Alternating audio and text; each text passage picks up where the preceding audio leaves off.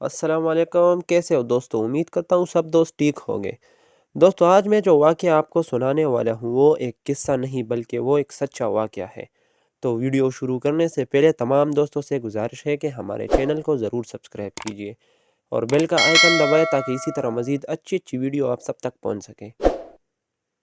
ایک مرتبہ کا واقعہ ہے کہ ایک لڑکا سکول جا رہا تھا۔ سکول پہنچنے کا جو راستہ تھا وہ قبرستان سے ہو کر گزرتا تھا۔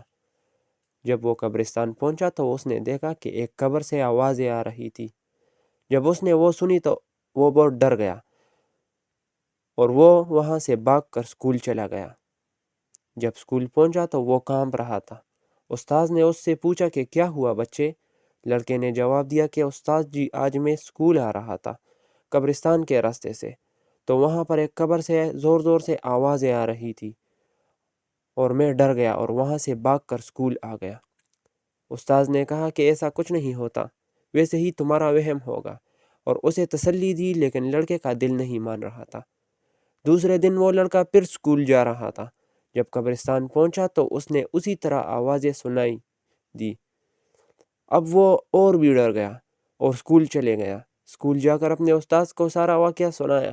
استاذ جو کہ ایک مولوی تھا، اس نے بچے سے کہا کہ آج چھٹی ہو جائے تو میں خود تمہارے ساتھ چلوں گا، اور ایسا کچھ نہیں ہوتا، یہ تمہارا وہم ہے بچے۔ جب چھٹی ہوئی تو استاذ بچے کے ساتھ قبرستان چلا گیا۔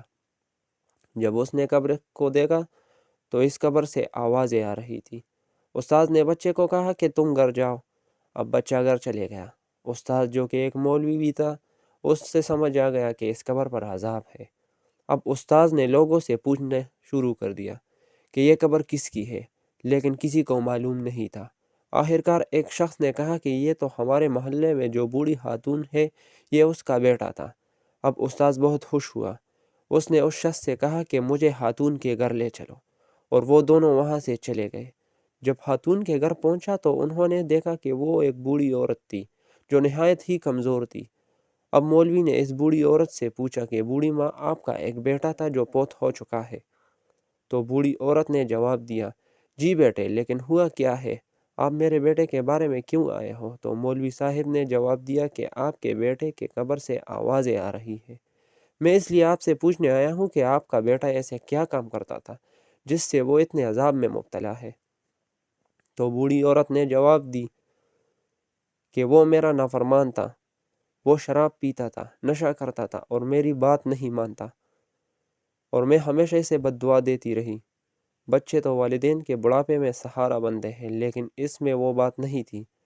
وہ ہمیشہ اپنے شراب اور نشے میں رہتا تھا، اور آخرکار ایک دن وہ شراب پی کر نشے کی حالت میں ڈرائیونگ کر رہا تھا اور اس کا ایکسیڈنٹ ہوا اور وہ مر گیا۔ مولوی صاحب نے کہا کہ شاید آپ کی نافرمانی کی وجہ سے آپ کے بیٹے پر عذاب قبر ہے۔ آپ ایک مرتبہ اس کے قبر پر جا کر اسے معاف کر دیں، شاید اللہ تعالیٰ اس پر عذاب کم کر دے۔ یہ سن کر بوڑھی عورت بڑی خفا ہوئی اور اس آدمی کے ساتھ قبر پر چلی گئی۔ جب قبر کو دیکھا تو اس سے اسی طرح آوازیں آ رہی تھی۔ پھر اس بوڑھی عورت نے فاتحہ پڑھی اور اللہ تعالیٰ سے دعا کی کہ یا اللہ میرے بیٹے کو معاف فرما دے، میں نے اسے دل سے معاف کر دیا ہے، اور پھر وہ گھر آ گئی۔ بے شک اللہ تعالیٰ بخشنے والا ہے۔ اس کے بعد اس قبر سے کبھی بھی آوازیں نہیں آئی۔ اللہ تعالیٰ ہم سب کو نیک عمل کرنے کی توفیق عطا فرمائے۔ اس کہانی سے ہمیں یہ سبق ملتا ہے کہ ہمیں اپنے والدین کی فرما بردار ہونا چاہیے اور ان کی قدر عزت کرنی چاہیے، اور جن جن دوستوں کے والدین فوت ہو چکے ہیں، اللہ تعالیٰ ان کو جنت الفردوس میں